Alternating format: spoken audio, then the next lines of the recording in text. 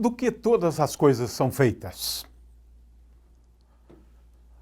Os atomistas gregos, isso na antiguidade, propunham que todas as coisas seriam constituídas a partir dos átomos. Átomos em grego, ou átomo em grego, significa indivisível.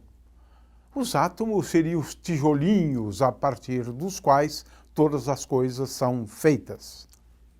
Hoje, o conceito de átomo no sentido de indivisível é um pouco diferente do que imaginavam os gregos. Quais são os tijolinhos últimos a partir dos quais podemos fazer todas as coisas? Ora, no século XXI, os átomos dos gregos são conhecidos como partículas elementares. Os tijolinhos básicos são as partículas elementares, não são os átomos. Nem sequer os átomos no sentido do século XX, quando então tivemos uma ideia melhor sobre a estrutura do átomo. O que nós entendemos hoje é que nós temos um número pequeno de partículas elementares.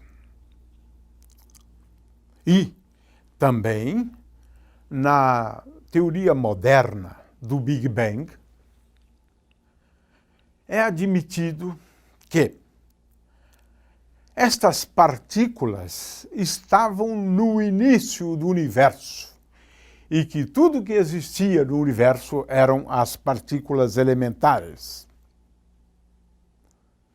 De forma que no início do universo não havia átomos, núcleos, bem no iniciozinho, né?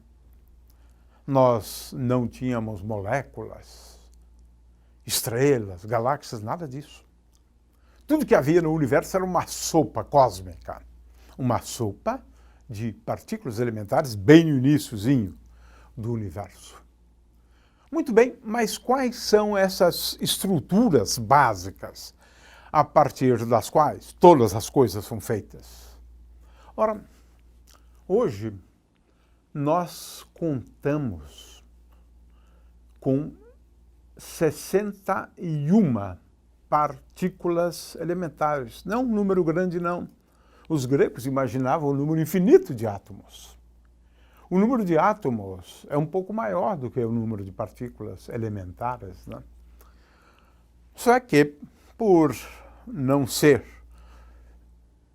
do conhecimento amplo, os nomes dessas partículas soam até mesmo estranhos para os leigos, para os não iniciados, né? Porque essas partículas recebem nomes estranhos mesmo, né? Muito bem. Vamos falar então das 61 partículas elementares que nós sabemos, existem. Comprovamos no laboratório, né, que essas partículas existem. E mais uma que se suspeita que exista, que é o graviton. Então, imaginamos 62 partículas elementares. Essas partículas são agrupadas, né, ou classificadas de formas, às vezes, as mais distintas. Por exemplo, nós podemos classificar as partículas em dois grandes grupos. Férmions, a maioria das partículas elementares, são partículas fermiônicas. Isso significa que essas partículas têm spin meio, de forma que esse grupo de partículas aqui tem S igual a meio. São partículas fermiônicas. 48 partículas fermiônicas. Partículas bosônicas nós temos em número menor. 12 com spin S igual a 1 e uma só com spin S igual a 0. Como o spin destas partículas é um número inteiro, essas partículas são chamadas de partículas bosônicas. De forma que temos 48 partículas fermiônicas, 12 mais uma, 13 partículas bosônicas, classificando em termos de bósons e férmions, né? Agora, veja, é difícil enxergar aqui 48 partículas, é verdade. As partículas fermiônicas são agrupadas em dois grupos principais, os quarks e os leptons. Leptons significa partículas leves, mais leves, né? Agora, nós temos um número de 36 quarks e a gente só vê 6 aqui. Isso porque cada quark tem um atributo denominado de cor, de forma que o quarks vem em 3 cores. E além disso, nós precisamos levar em conta as antipartículas. Eu não coloquei aqui as antipartículas. Eu deveria ter colocado um U barra, D barra, C barra, S barra, T barra, B barra. De forma que temos aqui 6 mais as antipartículas mais 6, cada uma delas em 3 cores, então 36. E o nome dos quarks são nomes, às vezes, um pouco estranhos até, né? Não dá para entender. Up, down, charm ou charmoso, estranho, strange, top e bottom. Estranhos esses nomes, né? Mas é isso. São os nomes científicos, né, para estas partículas. Depois temos os leptons. Leptons são partículas mais leves, e tenho aqui 6. Mas devemos levar em conta as antipartículas dos leptons. Então, mais 12. Temos aqui uma que é bem conhecida. Na verdade, desse grupo aqui, só uma partícula é bem conhecida. Esta aqui é o elétron. Elétron é uma partícula elementar. Só o elétron é partícula elementar. Próton e nêutron não. Vamos explicar isso depois. De forma que elétron é uma partícula elementar. A sua antipartícula tem o nome de pósitron. Então aqui eu tenho 6 mais 6, 12. Finalmente, estas partículas bosônicas recebem o nome de gluons, e nós temos 8 gluons, na verdade, que dependem das cores. Temos o fóton. Ah, sim. O fóton. Fóton é uma partícula relativamente conhecida. Se não é, deveria ser. Fóton foi uma proposta de Einstein, como sendo aquela partícula ou as partículas que compõem a luz. Temos ainda outras 3 pouco conhecidas, W+, W- e o Z, e uma outra partícula que só foi descoberta em 2012, conhecida como partícula Higgs, né? E se usa a letra H para designá-la, né? Gluon se usa a letra G para designar gluons, né? O fato é que acabei de apresentar, né, os 61 tijolinhos, a partir dos quais todas as coisas são compostas. Ora, como é que eu consigo distinguir uma partícula da outra? As partículas elementares têm atributos. Os gregos também pensavam na ideia de atributos, né? E para eles, os atributos seriam: temos átomos redondinhos, átomos pontiagudos, né?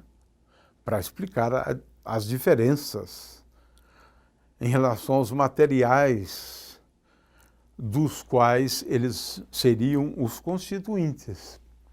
Muito bem. Os átomos, no sentido dos gregos, aliás, os gregos pensavam nos átomos como sendo indivisíveis e eternos. Poucos aqui são eternos. Nós acreditamos, por exemplo, que o elétron seja eterno, mas são poucas as partículas que têm uma duração longa. Em geral, elas decaem, são instáveis, né? Muito bem. São muitos os atributos que poderíamos levar em conta, por exemplo, a vida média, né, de cada uma das partículas, mas alguns atributos são relativamente simples de explicar, né? As massas, né? Bom, as massas dessas partículas são as mais diferentes, né? A variação de massas é muito grande. Por exemplo, os neutrinos têm as menores massas e durante muito tempo se pensou que os neutrinos têm uma massa zero. Partículas de massa zero nós temos 9, de forma que temos até mesmo partículas de massa zero, né? Partículas de massa zero temos 9, as demais têm massas diferentes de zero, porque a gente acredita que os neutrinos, né, têm massas diferentes de zero. Essa é uma nova percepção dos neutrinos que ainda nos anos 80, né, do século XX, se imaginava os neutrinos como sendo partículas destituídas desse atributo massa. De forma que as várias partículas exibem massas as mais diversas, né?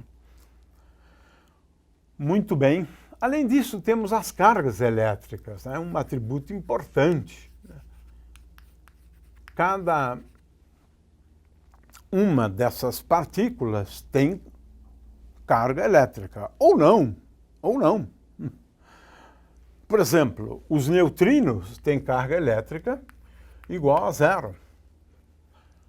O Z, a partícula Z, tem carga elétrica igual a zero. Os gluons têm carga elétrica igual a zero. O fóton tem carga elétrica igual a zero. Mas outras partículas têm cargas elétricas de uma unidade da carga elétrica do elétron, 2/3, essa é a novidade, 1/3 da carga elétrica do elétron, né? De forma que as partículas elementares, né, têm cargas elétricas. Estas aqui, por exemplo, cargas 2/3, estas aqui, cargas 1/3. Pode ser 1/3 ou menos 1/3, porque nós estamos falando de partículas e antipartículas, né? Estas partículas aqui, elétron, míon e tal, tem carga elétrica em módulo, né, igual a uma unidade da carga elétrica do elétron. Essas duas partículas também são dotadas de cargas elétricas. De forma que a grande maioria das partículas tem cargas elétricas. Algumas não. Algumas não. Spin. Esse é um outro atributo das partículas elementares, né? Bom, temos partículas com spin zero, uma só, o Higgs, meio, a grande maioria, e partículas com spin 1. Existem outros atributos, mas difíceis de explicarmos. Um deles, por exemplo, é a cor, né? Cada uma dessas partículas aqui vem em 3 cores. Não é a cor no sentido que a gente conhece, né, associado à frequência da radiação eletromagnética. É um nome e que acaba fazendo confusão, na verdade. Mas são 3 atributos distintos, né? Cor e assim por diante. Existem outros atributos, Mas é um número relativamente pequeno de atributo, isospin, né? Fraco, né? De forma que existe cada partícula é caracterizada por um conjunto de atributos, né? Poderíamos colocar aqui a meia-vida, cada uma delas tem uma meia-vida, exceto o elétron, que a gente acredita que seja eterno, né? E eis que podemos aqui, então, ter uma ideia, né, do que são os tijolinhos a partir dos quais todas as coisas são compostas. Esse grupo aqui de partículas é conhecido como as partículas intermediárias. Elas são responsáveis pela intermediação do processo de interação entre as partículas. Finalmente, vamos a uma questão que ainda não resolvemos. Onde é que estão essas partículas? Se elas começaram no universo, compondo o universo e as únicas coisas que existiam no universo. Muito bem. Essa é uma pergunta difícil de responder, né? Nós vamos depois abordar a questão da constituição da matéria em termos de átomos, né? O fato é que elétrons nós sabemos onde estão. Existem muitos no nosso mundo.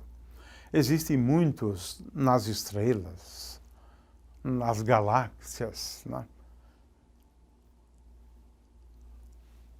Quarks, up and down, eles ainda estão por aí.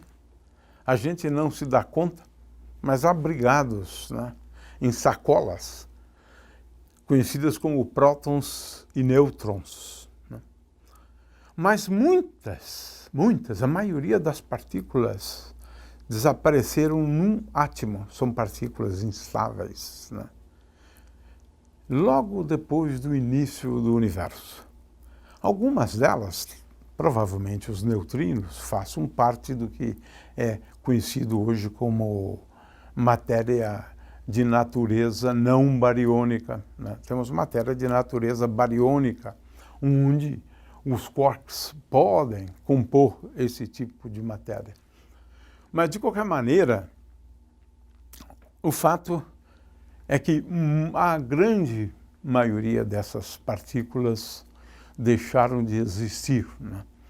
E fótons existem ainda, né? E esses fótons que compunham a radiação no início do universo, eles hoje compõem uma radiação conhecida como radiação cósmica de fundo. O fato é que nós não sabemos ainda, né? Aliás, estamos tendo cada vez mais surpresas em relação à composição do universo. E quem sabe num futuro a gente possa dizer com uma precisão maior, né, em relação ao que aconteceu e onde estão uma parte dessas partículas elementares, por exemplo, os neutrinos, né? Mas isso é um tema muito complexo e não é o caso de ser abordado agora, e o objetivo foi apenas apresentar os átomos no sentido dos gregos. Do que tudo é feito? De 61 partículas elementares e, quem sabe, uma outra conhecida como graviton. Pode ser que o graviton exista. Mas, de qualquer maneira, hoje sabemos da existência de apenas 61 tijolinhos.